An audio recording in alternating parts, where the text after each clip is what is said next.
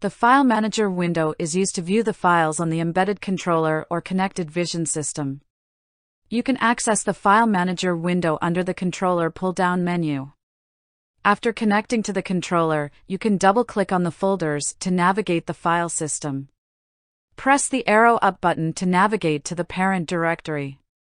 You can double-click on a file to open the file in a read-only editor. The refresh button will refresh the display by rereading the files on the remote file system. There is a backup button which will copy all standard files on the controller to a directory you select on the PC.